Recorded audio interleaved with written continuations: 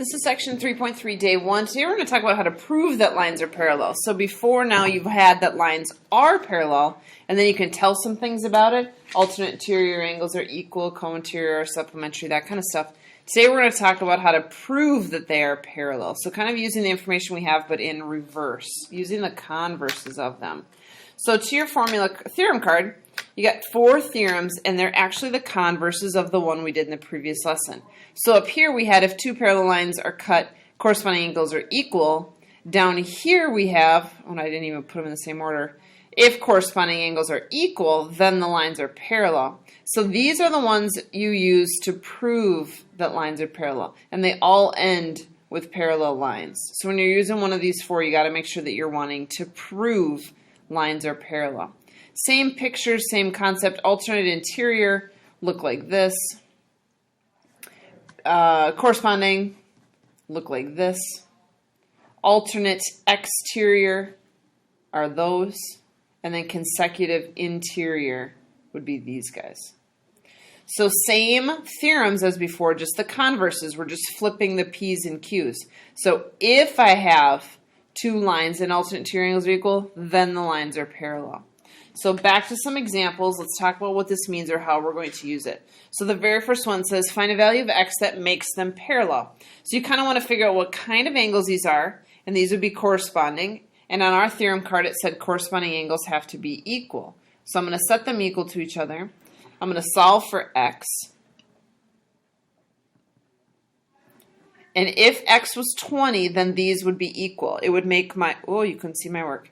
It would make my corresponding angles congruent. So I took them, set them equal to each other since corresponding angles are equal. Solved for x. That's the value that x would have to be in order for these 2 guys to be parallel. So just a couple of examples. Is there enough information to conclude that the lines are parallel?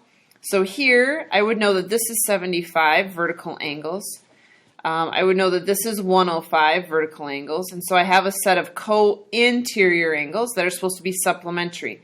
And 75 and 105 do add up to 180, so this is a yes. These 2 guys, these 2 arcs or little half-circly things mean that the angles are congruent. And these are alternate exterior angles. And so if alternate exterior angles are congruent, then the lines are parallel. Last one, if I know that 1 and 2 add up to 180, would it make these lines parallel? This is a little bit of a tricky question. These are alternate interior, and they're supposed to be equal to each other. So if I knew 1 was equal to 2, then we'd be good to go. But they're saying it has to equal 180. So I'm going to say yes, but only if angle 1 equals angle 2, which really means that they both have to be 90 degrees. If they're going to be equal to each other and equal 180, then they're both going to have to be 90. So back to the theorem card just to finish up the last couple that you have on there. We have transitive property of parallel lines. Sorry, I'm just looking real quick.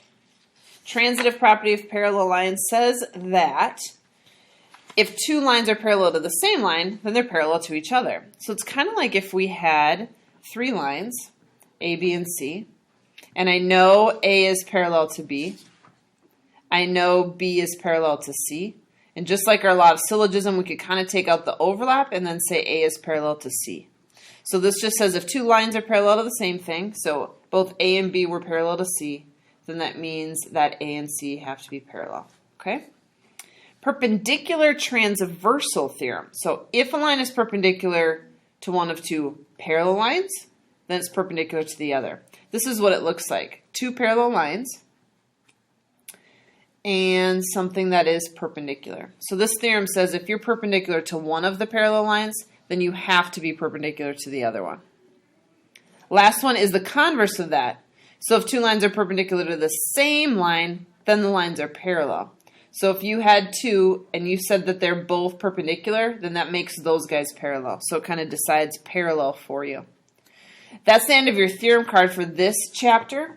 The problems you're going to be doing today are going to be yes, no's. Is there enough information for you to determine if these are in fact parallel? So you're just paying attention to what kind of angles you have and if it satisfies the requirements.